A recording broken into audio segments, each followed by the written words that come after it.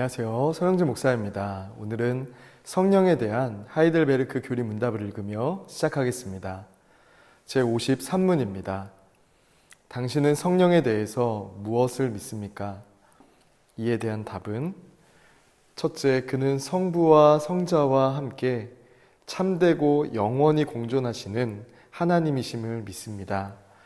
둘째, 그는 나에게도 주어져 내가 참된 믿음으로 그리스도와 그의 모든 유익에 참여하게 하시어 나를 위로하시고 나와 함께 영원히 계심을 믿습니다. 오늘은 하이델베르크 교리 제53문을 통해서 성령에 대해 함께 알아보고자 합니다.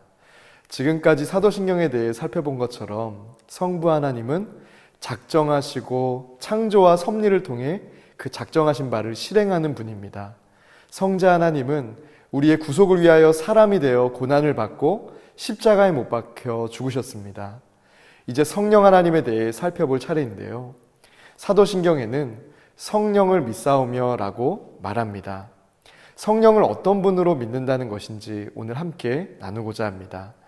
여러분은 성령 하나님을 어떤 분으로 믿으며 고백해오고 계셨어요? 나누기에 앞서서 우리가 기억해야 할 가장 중요한 점을 말씀드리고자 합니다. 성령 하나님은 성부, 성자와 같은 본질을 가진 하나님이시라는 점 꼭 기억하시기 바랍니다. 기독교 대한감리의 신앙 고백에서는 성령을 어떻게 고백하고 있을까요? 우리는 우리와 함께 계셔서 우리를 거듭나게 하시고 거룩하게 하시며 완전하게 하시며 위안과 힘이 되시는 성령님을 믿습니다라고 고백합니다. 하나님이 세상을 창조하셨지만 많은 사람들이 이를 믿지 않습니다. 사물이 우연히 존재하기 시작해 자연이 진화했다고 막연히 믿는, 그렇게 생각하는 사람들이 많습니다.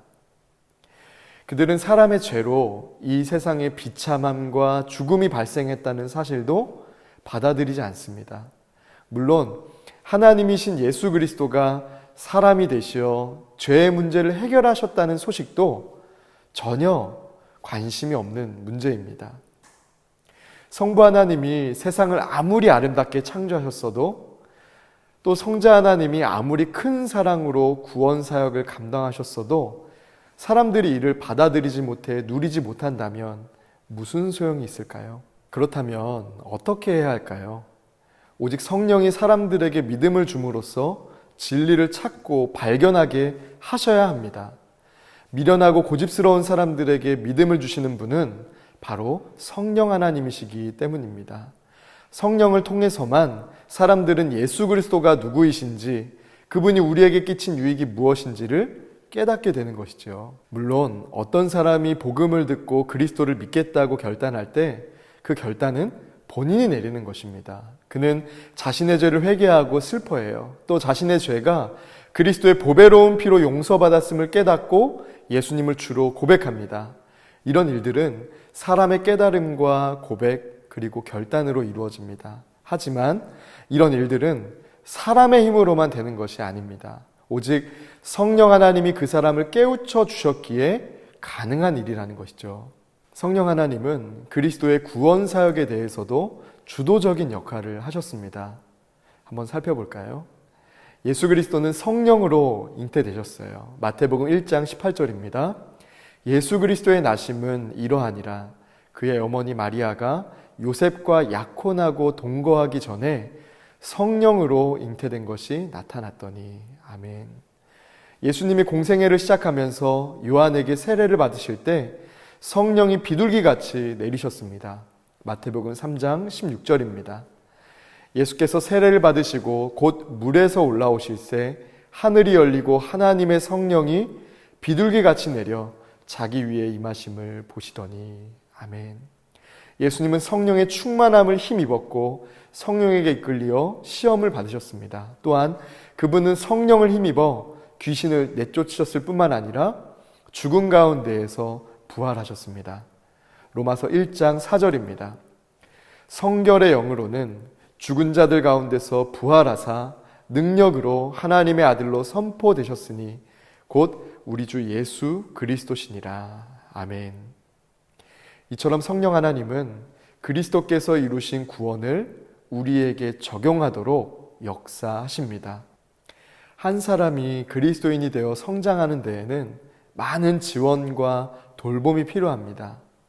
아이들이 연령별 발달 과정을 거치듯이 그리스도인도 부르심, 회개, 신생, 칭의, 성화, 완전 영화와 같은 과정을 거칩니다. 이것을 구원의 순서라고 부르는데, 이 순서라는 말을 오해하면 부르심, 회개, 신생 등이 차례가 있다고 생각하기 쉽습니다.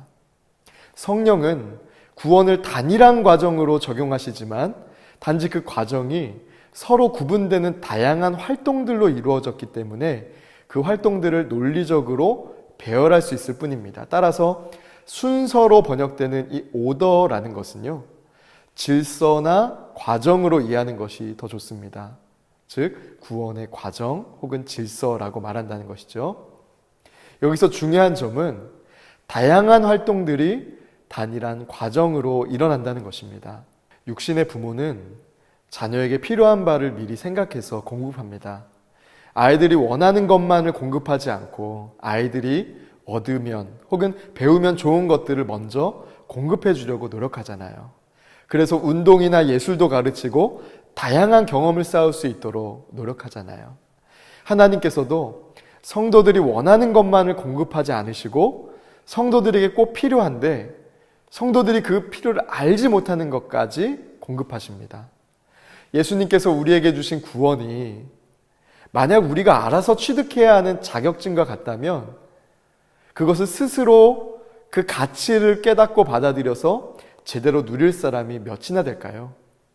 우리는 성령 하나님께서 처음부터 끝까지 함께해 주셔야 하지만 온전히 구원을 누릴 수 있습니다. 성령 하나님께서는 성도들을 위로하고 또 교회를 세우기 위하여 각 성도에게 은사를 주셨습니다.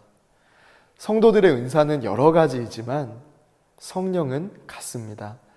각 사람에게 성령이 나타나심은 교회를 유익하게 하려 하심이지 절대로 그 사람을 나타내기 위함이 아니라는 것을 우리는 기억해야 합니다.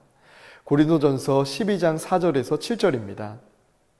은사는 여러 가지나 성령은 같고 직분은 여러 가지나 주는 같으며 또 사역은 여러 가지나 모든 것을 모든 사람 가운데서 이루시는 하나님은 같으니 각 사람에게 성령을 나타내심은 유익하게 하려 하심이라.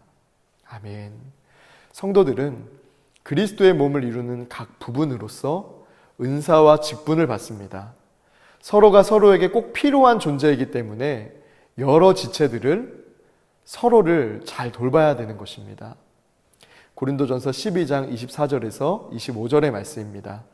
오직 하나님이 몸을 고르게 하여 부족한 지체에게 귀중함을 더하사 몸 가운데에서 분쟁이 없고 오직 여러 지체가 서로 같이 돌보게 하셨느니라. 아멘.